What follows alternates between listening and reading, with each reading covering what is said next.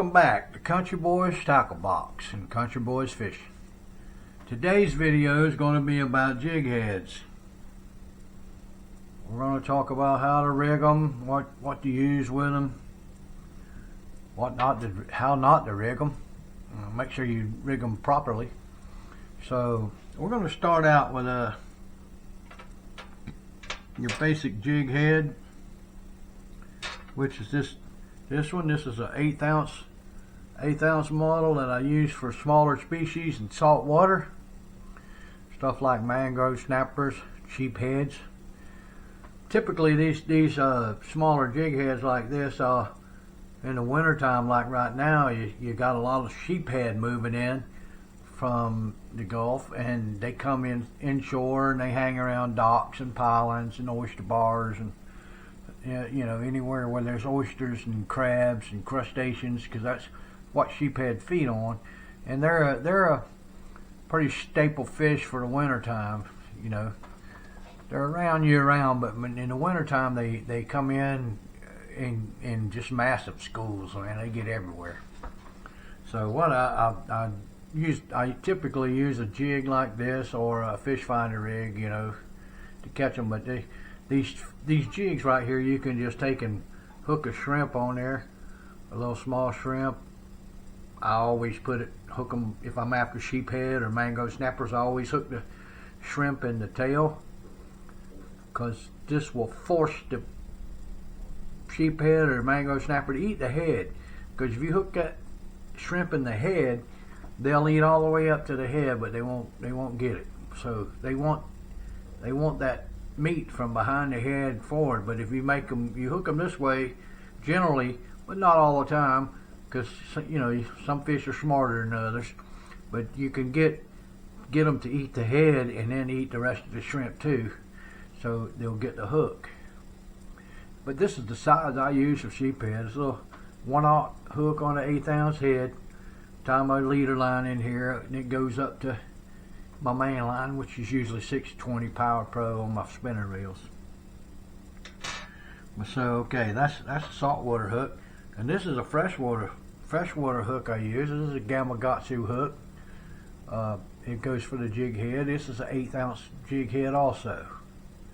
But I usually, when I'm looking for bass and bass are hard to get to bite or something, I'll usually scale down to this.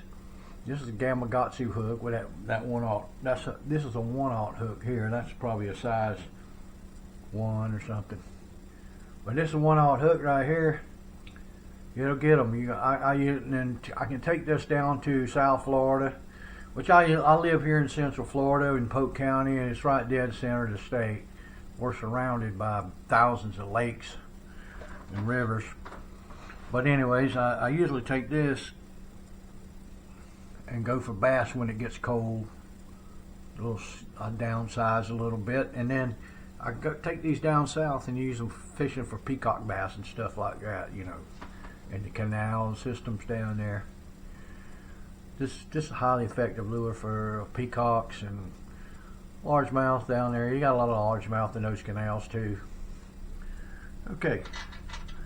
Alright, that's that one.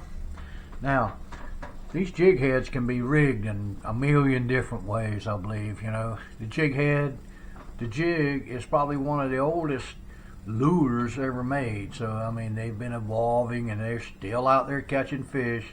There's nothing wrong with using a jig head. I've used them millions of times and caught a lot of fish off of them.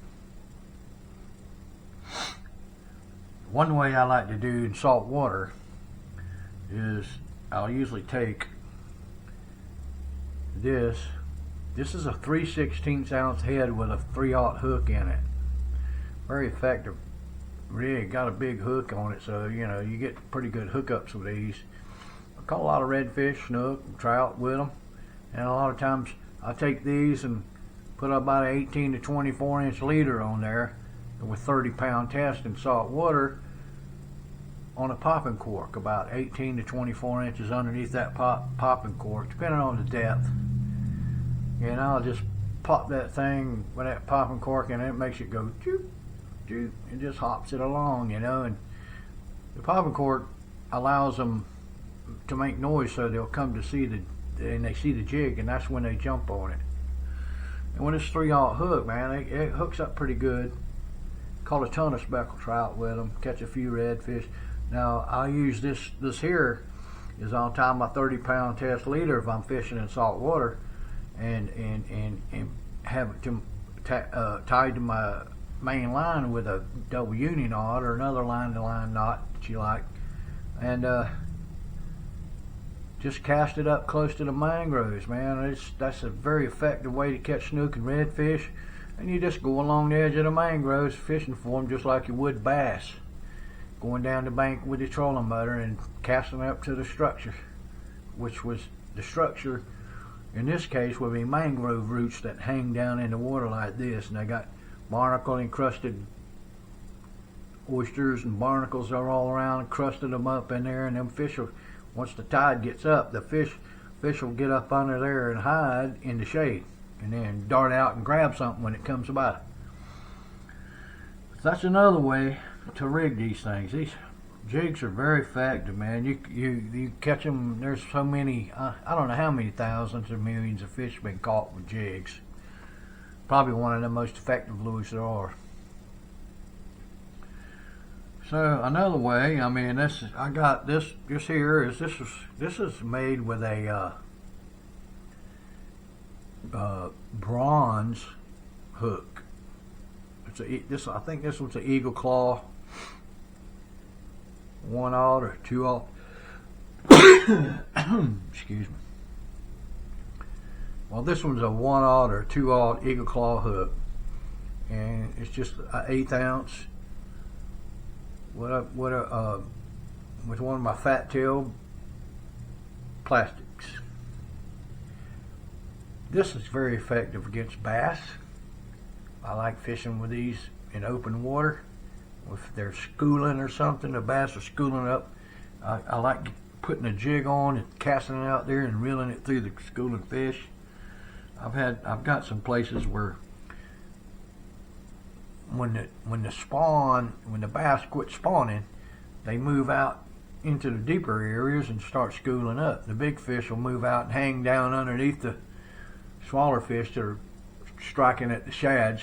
This one lake, about April, last part of April and May, the little tiny shads they're like this. They're a little fry almost, I guess. They get up in little small schools about like this, all bunched together, and they're all over the lake. You can see them on the surface, and the bass come up and start busting them. And then if you get right up in it close to it, you could cast it right over in there and work it. And I've caught a lot of bass that way with these jigs. This just simple rig, you know. You can use straight mono with these, or you can use your braided line. I usually use Power Pro 620, and I always tie a leader in here, but you can go straight braid if you want to a lot of times. Some people do that. All right, okay.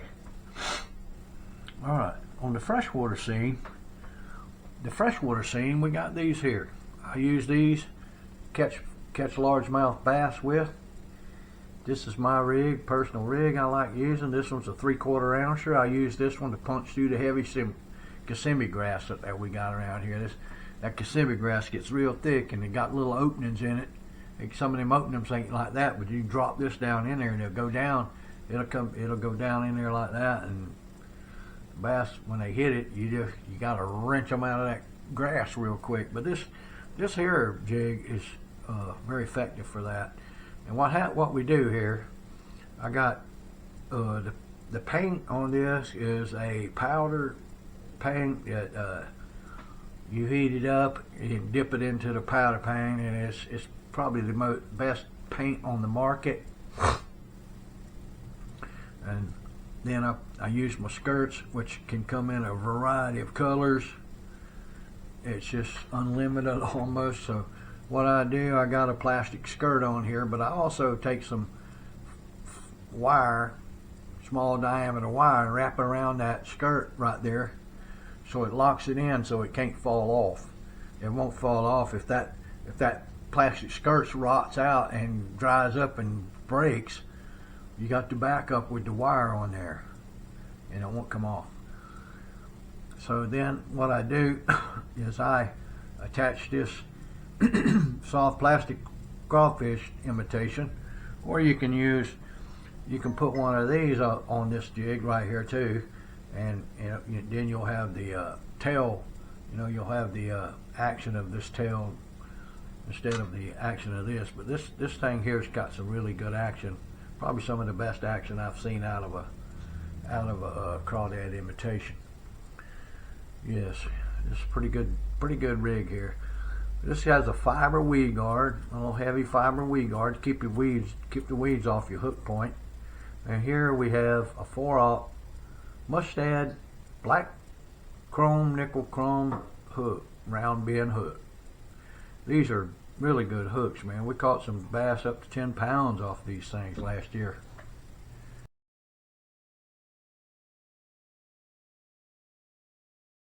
A lot of 8-pounders. Got probably 20 or 30 8-pounders off this jig, and we use like 1/4 ounce to start with, so we can fish the edges in some lakes. Some lakes you have to use this. Right now in January, this is January, it's our coldest time of the year, so the fish, if the bass, if the water temperature is around 68 to 72, they'll be on the spawn. They'll be up close and shallow and up inside that Kissimmee grass and stuff. So that's where this heavier jig comes in to, you flipping, pitching into these little small holes in that thick grass, and that's how you pull out the big ones. You got to have like heavy gear, 7 foot, 7'6", heavy poles with 20-pound test or more to pull them out of that grass. You got to get that head up. Once you get a hook in them and get that head up, you can get them out of there. But if they ever get that head down, they'll wrap you around that grass, and chances are you're going to lose them. But I also got this one here. This is basically the same rig as that one, except that I've been experimenting with this in salt water, catching redfish and snook with. And it doesn't have a weed guard on it, but I put a weed guard on one, and I caught redfish off of them with the weed guard, just the head, the weed guard, and the body on it, not the skirt. But I'm going to this year experiment with this style jig head rig to see if the snook and redfish will hit it. I'm pretty sure redfish will hit it, because they'll hit just about anything a bass hit.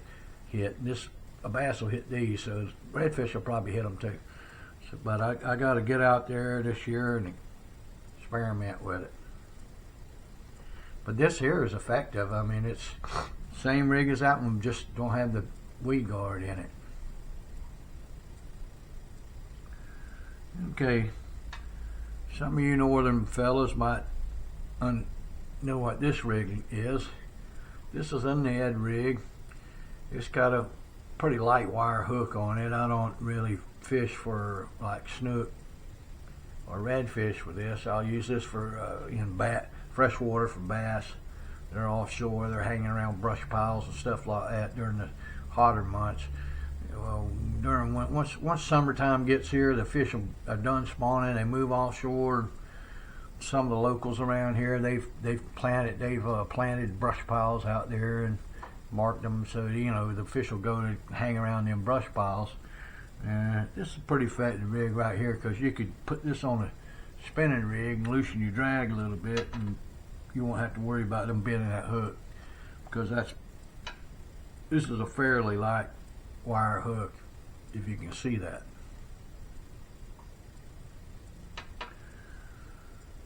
Here's another modification of the scorpion jig, as I call it. And I want to point out something right here. And I rigged this way so you can see. You don't want to have crooks and stuff like this in it. You want this thing to be straight. So when you rig it, if you get a hook in it, redo it again until you get it straight. You have this thing straight, because that looks rough. And this right here, I'll use it in freshwater or saltwater as a kind of a shrimp imitation. But seems to work pretty good on bass. I know it. I catch bass on them on offshore situations. So for saltwater, I also have this one. It's a 3/16 ounce with a 3/0 hook on it, and I put a skirt on it. Did it the same way. I wire tied it with wire. Run my soft plastic up on there on it, and this one has the eye hooks up top, so when it pulls up, when you pull on it, it kind of goes up a little bit, so it don't dig down into grass. Like most jigs will go this way, but this one will go this way up somewhat. And I've had good success just using this jig with a soft plastic like this one, or a paddle tail. I put a paddle tail on this one. This one's a very good saltwater addition. You catch bass off these too. I've caught bass off of them. And this one we're more into the demonstration stage with this jig here for saltwater. Now I know it catches bass in saltwater because I've caught some nice fish up to 6 pounds in one lake I go fishing in all the time. And it's a small lake, but it's got a lot of bass in it, man. It's just stuffed with bass. And it's a small lake that not too many people know about. It's got a public ramp and everything, but it doesn't get fished that hard because there's a lot of lakes around it. There's a whole chain of lakes over here on this side, and that's where most people go. They go to the chain. But this little lake right here is just on the other side of the street, right down the road, and it's just full of bass. I caught 6 pounds is the biggest one I've caught out of there, but I know there's some monsters in there. All right, here's another jig head. Another way you can rig a jig head. Now this, I tied this little jig here up. Now they use this in the warmer months to catch mangrove snappers and look downs. Look down is a funny looking fish. It's also called the moon fish because it's kind of got a silvery color to it. It's a strange looking fish, but it's excellent eating, and that's why they use these little 1/8 ounce jigs over there, because the fish, they don't have very big mouths. They, 1 or 2 inch mouth like that. So you need a small jig, and they fish them around the docks and stuff, catch them over there. But the bucktail jig's been around for a long time. It's caught millions of fish, salt water especially. But before the invention of the plastic skirt, now they use these bucktails on freshwater jigs, and they call it, and they put a port rind skin on it. Just hooked one on there, and it was called the Jig and Pig. If you're up in age, you'll know what I'm talking about. But it was basically a jig like this, rigged like this, had a port rind here, cut into a tail shape, and you just hooked it on your hook. But this was all bucktail up here because they didn't have these in like wasn't a wide variety available like they are now. Now it's pretty much unlimited, but back then you just had bucktail, so you put bucktail on it like that, and then put a piece of port rind on it, and that's what they call the Jig and the Pig. And people caught a lot of bass off of them. Some people still like to use that bucktail because it works. It works. All right. Now we'll get down to this one right here. This is one of my favorites I just come up with here a little while back. Now it's pretty simple. It's just a artificial worm that I put on a jig head, man. Talking about catching bass. I caught some nice bass. I got some video on some of them, and these things work real good. It's for strictly open water fishing where you don't have any grass and weeds or sticks and limbs and all that stuff. So when the fish get offshore, like in the warmer months, usually they go offshore, and that's where I catch them. I use that to catch nice fish off of it. So here's the same style right here, but this is like a 1 ounce, 1.5 ounce with a heavy duty saltwater hook on it, and then I got like a longer soft plastic paddle tail I put on there. We use these round bridges. Generally you catch nice snook, tarpon, big redfish will hit it, and sometimes a cobia or two every now and again. But these got extra stout hooks on them for saltwater fishing. They could be this can be done as a bucktail like this, or you can put on a soft plastic like that. But I use a little bigger one, and because when I use this one, I'm usually heading out for bigger fish. But over in Tampa Bay, they got a unique situation where the Tampa Bay is a port, so they have a deep channel that goes through the port all the way up to northern portions of Tampa Bay. And during the wintertime, like right now, the red grouper and black grouper and stuff like that come inshore to spawn, and they come in that ship channel, and you could take like this jig, an ounce and a half jig, put a ballyhoo on it, like a 6-7 inch ballyhoo, run your wire through the nostrils and tie it onto this jig.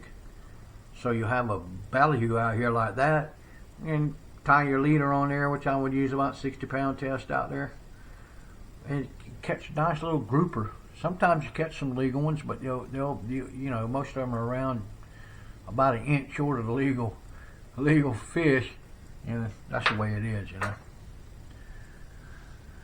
Okay, I went through this paddle tail can be put on any of these like this. You could switch from this style to this style. This style you kind of jig it, you kind of make your motion, but this here will create its own action because of the tail. It swims like a fish, a regular fish, and you can put some action to it, or you can just reel it along, and both work, But okay, now this rig here, this is what's called a pompano jig. Now this jig here is fished mostly for pompano. If you don't know what a pompano is, it's related to the jack family, but it's probably one of the most prized fish to eat there is in the ocean out there around Florida, because it's just one of the tastiest fish there is. But they have small mouths, so you have to use a small hook. And what I do usually is cut me a little piece of shrimp bites. It's that little artificial stuff you can add to lures or fish with it, And I usually cut one in a long triangular shape where the point of the tail's out here, and then I can hook it onto here like that, and then I rig a short leader with a bead. Got a little bead on there, and then a little blade. This one I'm using a French blade on it. It's what I just happen to have available, but you could use different types of blades. Colorado blade works well. You just rig, this acts like any other spinner bait, and this is a wobbler. This wobbles. It kind of wobbles like that, and the spinner going off, and it attracts some fish. I like fishing with these in the passes. I have these up to about 3/8 of an ounce. If the current's real heavy, I'll use the 3/8 ounce. If it's not, I'll use a quarter. And off the beaches, I'll use a quarter. This really does the trick for pompano and other small fish like whiting. Redfish will hit it too. And that's a pretty good little rig for saltwater fishing. Well, here's one that's I like using for bluegill, crappie, speckled perch, what we call them down here. I like this little jig head here because it'll get the bluegill and the crappie. And also you can take and put a spinner frame on here, and that'll just add to it. Or you can take one of these curly tails like this. I'll use a little bit smaller one than this, but it'll be a curly tail like that with the spinner frame, and I'll catch a lot of crappie off of it, or speckled perch as we call them down here. Okay, so that covers that one. And here's a good fish lure right here this one could be used in salt water or fresh water. I got a bronze hook on this one, so this is I designed it for fresh water.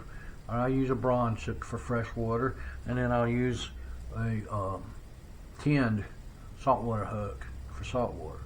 But either way, this thing works good for snook, redfish, bass, trout, just about anything that'll hit just about any kind of predator fish. It looks like a prey fish, you know, like a little small mullet or something. Just a little small fish to get preyed on. And I like rigging these this way right here. I catch a bass out deep, so depending on how deep, you can go up in weight size. You can put a 1/4 ouncer on here. With this soft plastic fluke, that's what it's called. I use an 1/8 ounce or a 1/4 ounce with this one because it's a 5-incher. But they do make a 7-inch. They make a 7-inch one like this that you could put a 3/8 or a 1/2 ounce model on there. If you're fishing in deeper water, like around the bridges and salt water or something like that, then you could get snook, redfish, grouper in the channels, snappers, big snappers, just about anything really. This here is probably one of the best shrimp imitations I've ever fished with. And we rig it like this. Put a football head on there with a swivel head, with a wide gap hook, rigged to be weedless. Right there's the point, but it's just under the skin right there, so when they grab it, it pops through and hooks them. But this one is made by Salt Strong.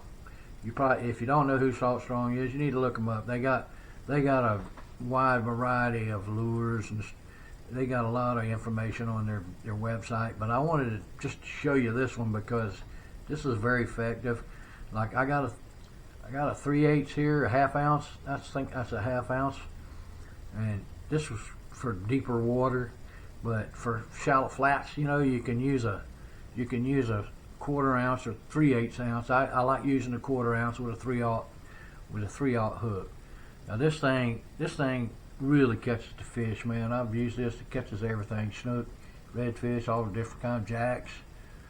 They call it yellow jacks down in the Keys, all kinds of stuff. They make, this is a 4-inch model, but they make like a 3-inch model, a little bit smaller than this. And this one's usually used for bigger fish, you know. Usually catch bigger fish on this, and the smaller one you'll catch quantity, you know, like a lot of small fish, but you'll get the action. With this, you usually get some action, but you get bigger fish. And like I said, it's one of the best shrimp imitations I've found on the market today. Alright, well, that about does it for this video. If you got value out of this video, just like and subscribe, and it helps us out. And we'll see you on the next one. Bye.